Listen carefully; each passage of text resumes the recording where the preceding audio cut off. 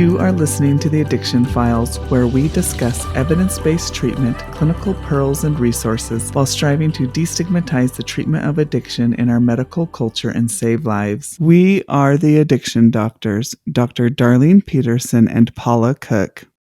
Welcome to this episode of the Addiction Files. We are thrilled tonight. I have Dr. Dr Petracek joining me from sunny California. So we are just thrilled. We are going to be talking about DBT for alcohol and substance use disorders.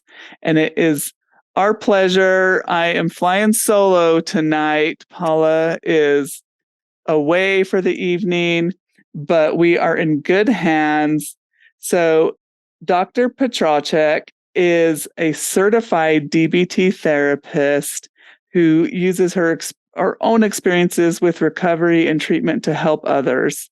Dr. Petracek received her Master of Social Work from Wurz-Weitzler School of Social Work and PhD in Clinical Psychology from the California Institute of Integral Studies.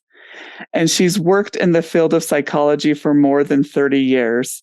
She is also the author of the DBT Workbook for Alcohol and Drug Addiction and the Anger Workbook for Women. Just start with, tell us the difference, like what is DBT and how is that different from other forms of therapy, and who benefits from this? What type of patient should we be referring for this type of therapy? And why is this good for our patients with alcohol and substance use disorders?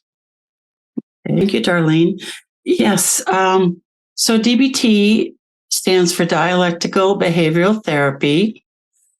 And basically DBT has three prongs to it.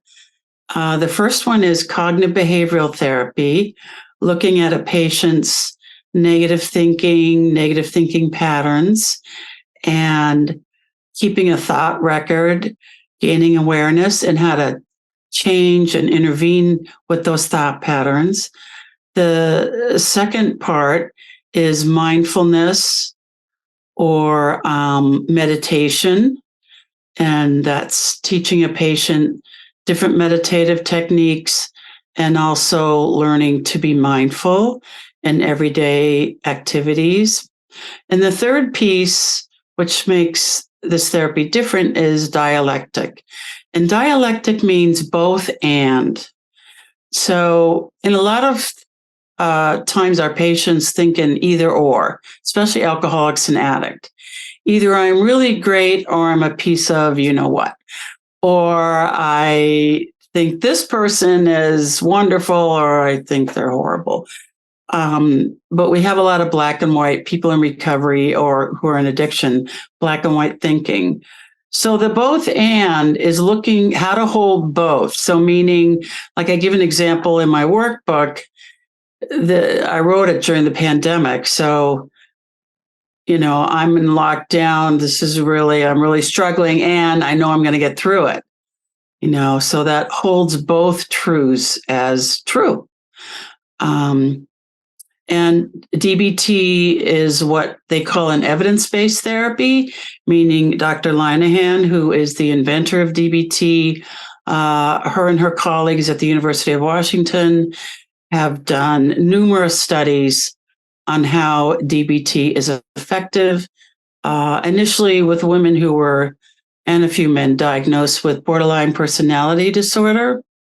But then they broadened their research and found that DBT is helpful with a lot of different patient populations who suffer from emotional dysregulation. That is really helpful. So you're saying borderline personality, really beneficial, which we frequently encounter with substance use disorders.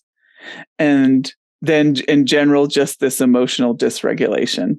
Is there any patient populations that you wouldn't see benefit from DBT? I think the more severe diagnoses like schizophrenia or psychotic disorder, I don't know. I mean, I'm sure they could, but I don't their awareness is crucial. So not really having that self-observation, I think, would be very limiting. And going back to different patient populations, like people with emotional or eating disorders, or food disorder, or just like anyone you could think of, gambling disorder. I mean, there's so many disorders, depression, major depression. For me, I went myself personally because I was really struggling at the time with my bipolar disorder. So, and that's what, really spearheaded me to write this book. Was here I've been trained as a DBT therapist. I'm a professional psychologist.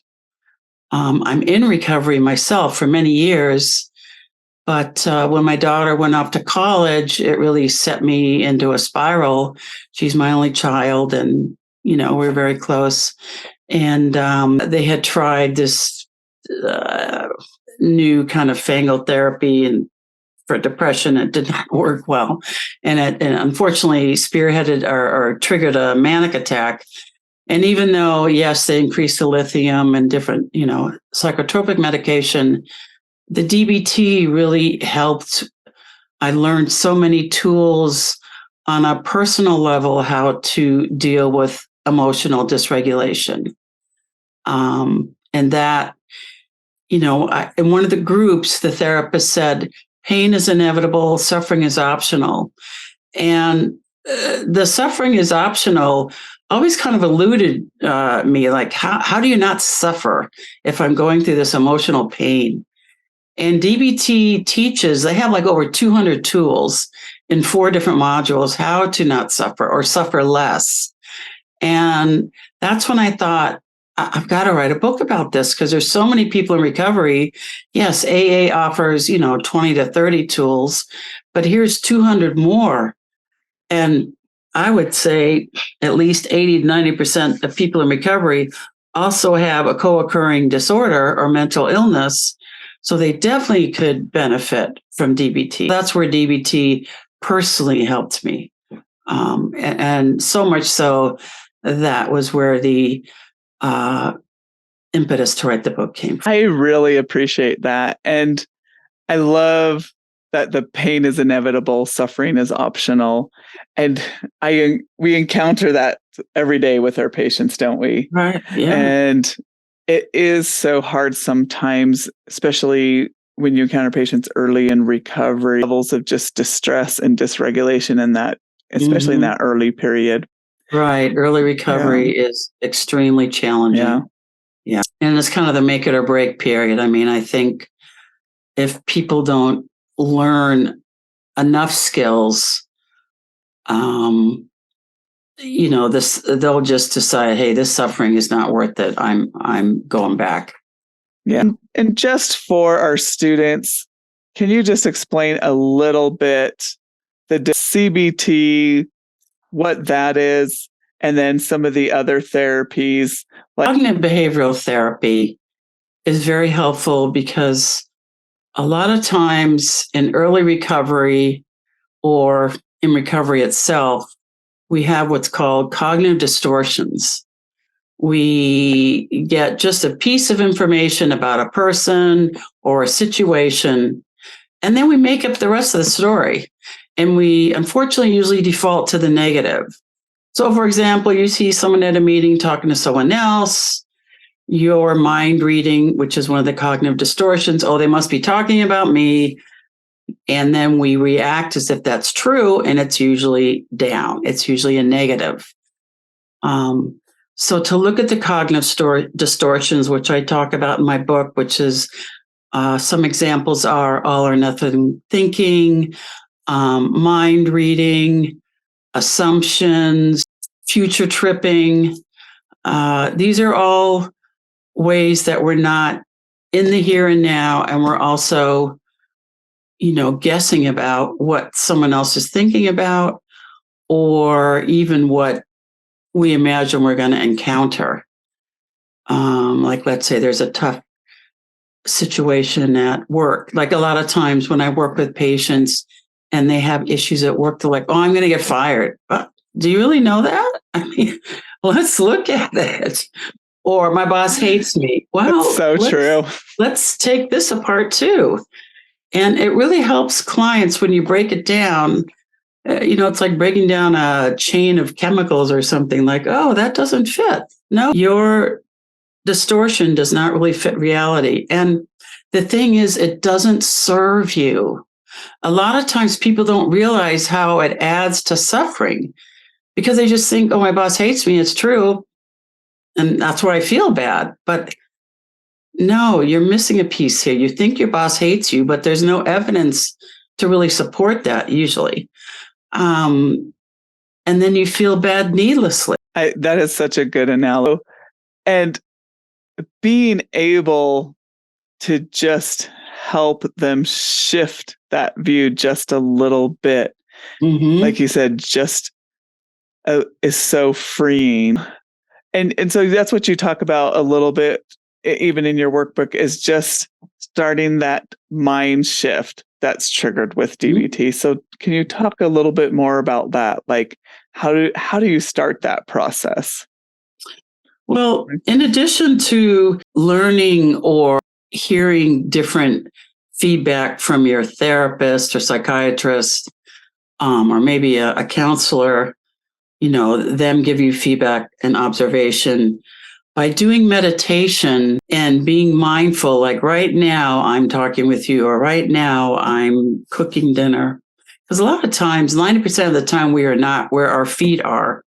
We're in the past, usually regretting what happened or feeling anxious about the future that's not even come yet. And we're rarely in today, and rarely in right here, right now. So through meditation, and that's basically, for some people, it's just as simple as following your breath.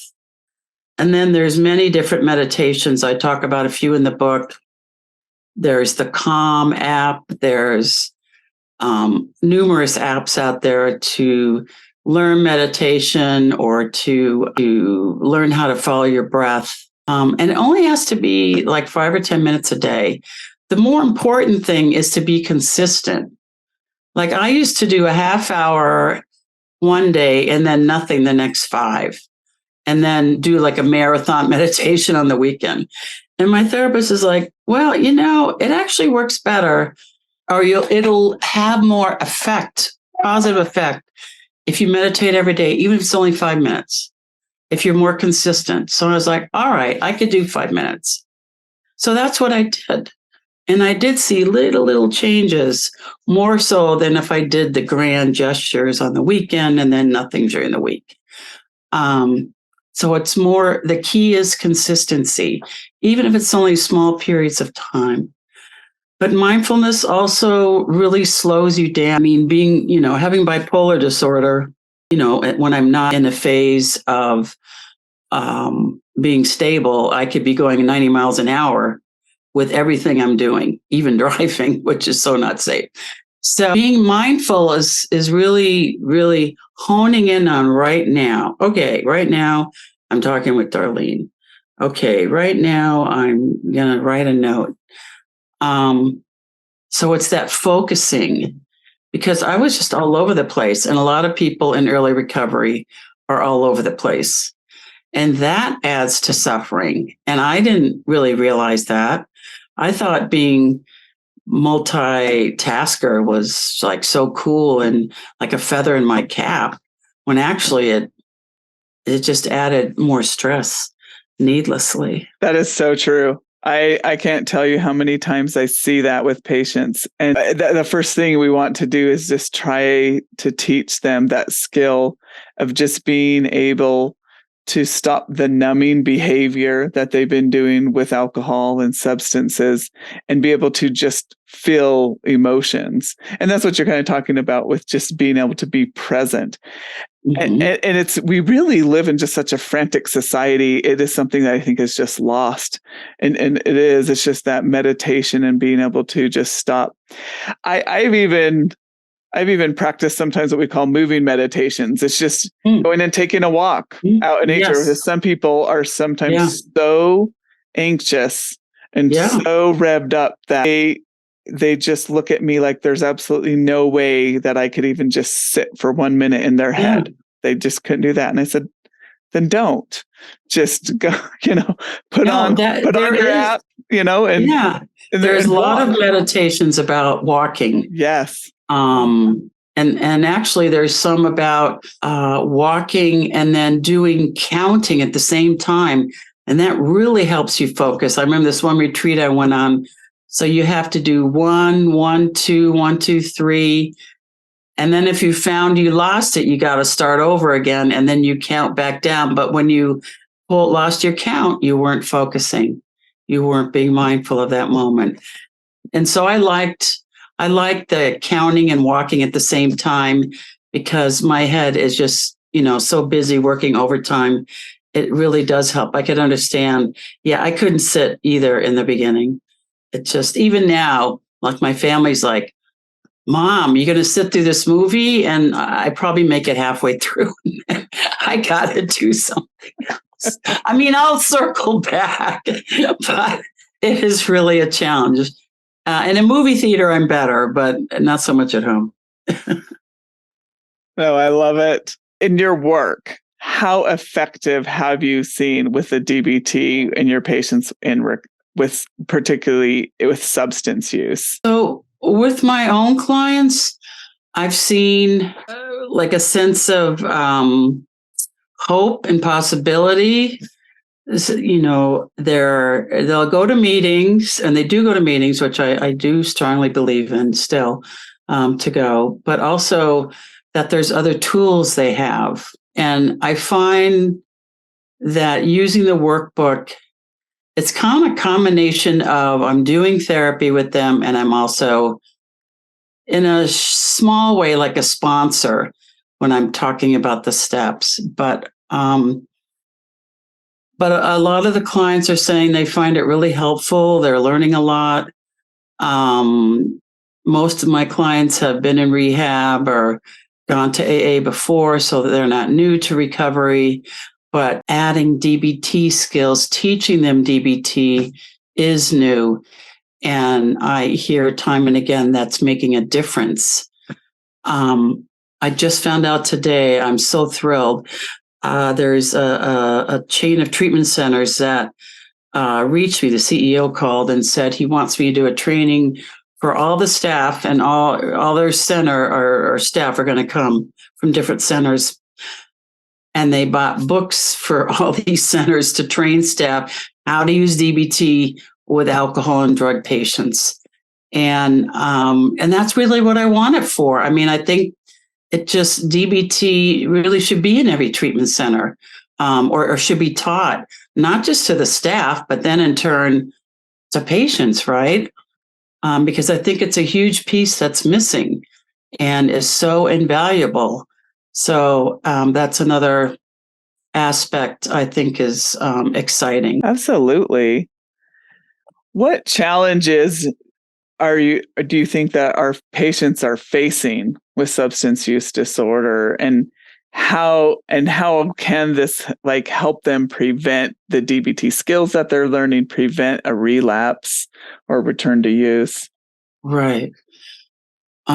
The pervasiveness of drugs and alcohol is it's just insane, I think. I mean, in Berkeley, there's like 10 dispensaries. I mean, like every 6 blocks, and before it used to be, when I got clean and sober, avoid the streets with the liquor store. Now it's avoid like almost everything. So it's really challenging for people if they're triggered and then they're right near a place they could get drugs or alcohol, which is legal. There's also a big drug market, as you well know, fentanyl and other opiates, and that are easy to get. I had a client who went through rehab, came out, she was doing well, she was starting to get stable. And then, I don't know, just some random friend said, for her addiction was, in addition to alcohol and drugs, was Valium. So someone said, oh, I have some Valium. Like, oh, here, you need a pencil, that's how easy it is. And that was it. One Valium or one drink or drug for most that, then we're out to the race is part of the problem. Just some, it's like candy, it's everywhere. And you really, that support system, especially when you're newly sober, like I just really tell everyone just to stay close, like you're in this lifeboat. And, I like to move as a group, even I think is a better way to go instead of alone. That is such sage advice. Our landscape out there is so challenging for our patients. Yeah. All the time, patients will come in, they will try to remove themselves from that culture, and they get a new job, and they have a coworker who they immediately know the signs this person's using or dealing, and it's like you just said, it's so pervasive, just everywhere. You talked about this with your own experiences, but how much are you seeing, and how effective is DBT with mental illness, the co-occurring mental illness, and alcohol use disorders, substance use disorders? Do you feel like that's more effective with DBT versus, for instance, CBT or other therapies? Yeah, I think it's more effective. And it's interesting because effective is a word used a lot in DBT, and it makes, and remind clients or patients every session, ask yourself, is this being effective? Is going to that liquor store or going by that dispensary, or, kind of asking around at work because you're feeling tired that day, anyone have any Adderall? Because I've had that happen too. And then 2 minutes later, they get Adderall. It just blows my mind. So how effective, though, is that really? What's your goal? And so DBT has a lot of strategies to think things through and to teach clients how to think things through. And for a lot of patients who have alcohol or drug or mental illness, especially in early recovery, they're not thinking things through. They're thinking immediate. I'm in pain and I want to get out of pain now. So how could I do it? How could I numb myself? Like you were talking about earlier. And DBT says, whoop, stop. And even that's a skill with 4 different parts. And then what's your value? What's your goal? Let's think this through instead of that knee-jerk reaction. I feel pain. I'm going to do this to get rid of it, knowing full well it's going to be there the next day or that evening or soon after or later. So with clients, again, I'd mentioned earlier, CBT has certain skills and it's incorporated into DBT. Meditation in and of itself is helpful. And so is the dialectic, looking at both and how to hold differences together instead of getting rid of one or the other, and able to kind of solve a situation. Like instead of throwing the baby out with the bathwater, as it were. So DBT has all 3. And like I said, there's 200 skills there. So the other brands of therapy have lesser number of skills, and also they're not working in tandem with other therapies. DBT is working with 3 therapies in one. And I am a believer both professionally and personally, and I'm seeing really good results. Clients really seem to take to it. They like it. They're learning a lot. They like to share how they used a certain skill and how it helped or didn't help. That's also a teachable moment as well. I love it. And I think we have such a difficulty sometimes, particularly with co-occurring mental health disorders, just getting that initial even engagement in therapy. But I think having this ability to be able to use those multiple tools to be able, I like just kind of those initial steps to just kind of get them all like, all right, our first step is just awareness. And I think that's so important, especially when we're dealing with substance use disorders, and then particularly also when you have either personality or a co-occurring mental health disorder. That's just so critical. Sorry. Yeah, no, go ahead. I just came to me. So I love homework. All throughout my career, I've always given clients homework. And there's so many homework sheets, because a big thing, like in AA, they say you never graduate. You just go through the steps again. Well, in DBT, it's practice, practice, practice, because you have to practice these skills to get good at them. It's not a one-time deal. And very similar to AA when you practice different principles or different parts of a step. And so I think that also, that it's very engaging in that regard. It's not just, okay, and I'll see you next week. It's, okay, we start with the homework. What did you do? Let's look at the worksheet, what worked or didn't work, and then move on to the next step. What was your week like? And then towards the end, teach a new skill and then have a homework assignment. So it's very structured, which I think is helpful, because sometimes I've worked with people, in early recovery, and they'll just talk the whole time. And I don't know if that was really so helpful. I think DBT and other therapies too, but DBT reins in people because there's a structure. And I find that very helpful for clients. When you meet them, very chaotic lives and sometimes very chaotic mind, right, and bringing in that structure and that they can then start to consistently rely on and move. It's just therapeutic itself. So I think that's very helpful. Yes. What else do we need to know? What haven't we covered? So, it's interesting. In DBT, if someone relapses, they don't want you to use the word relapse, which I found kind of interesting. You could use the word self-harm, but you don't get into the details, because their philosophy is that in and of itself might trigger someone. So I see the value in that, because also sometimes if a client relapses, they just beat themselves up about it. And I don't think that's helpful either. So it's okay, you participate in self-harm. We don't want the details. And where are you going from there? Now, they may in individual therapy, so now I'm talking about a group. In individual therapy, they would discuss it.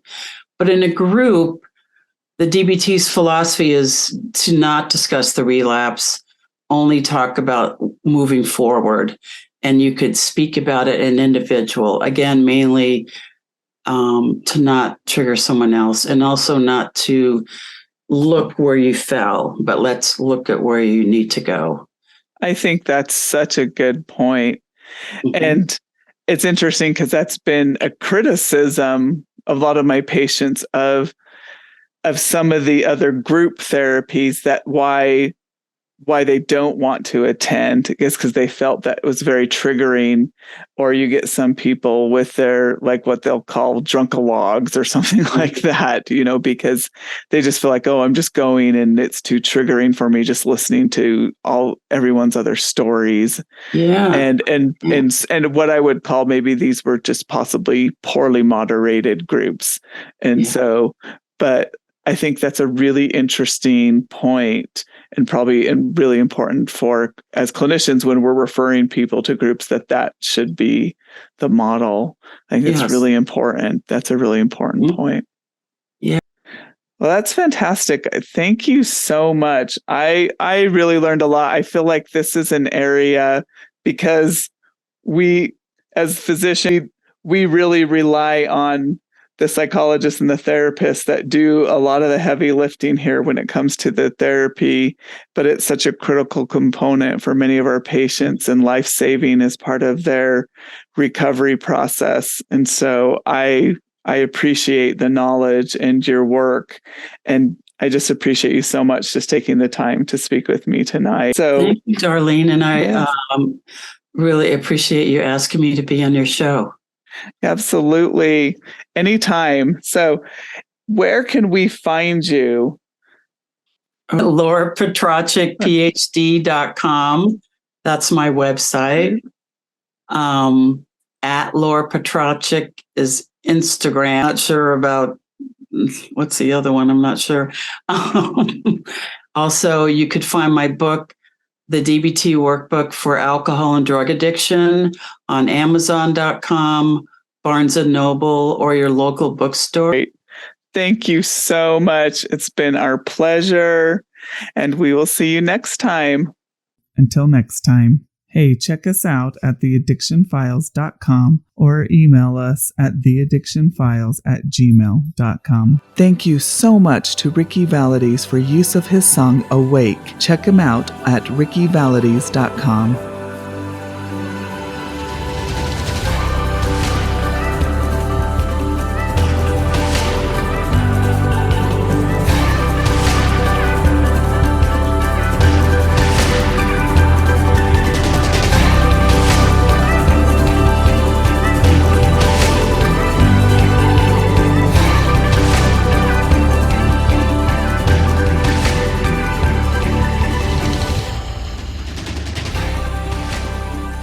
Content of the podcast are for entertainment and education purposes only. Hosts and guests are not responsible for any harm caused by information obtained from this source. As each person is unique, you're advised to seek the advice of your own healthcare professional to treat any medical conditions you may be having. Opinions expressed on this show are those of the Addiction Files and not of our respective employers.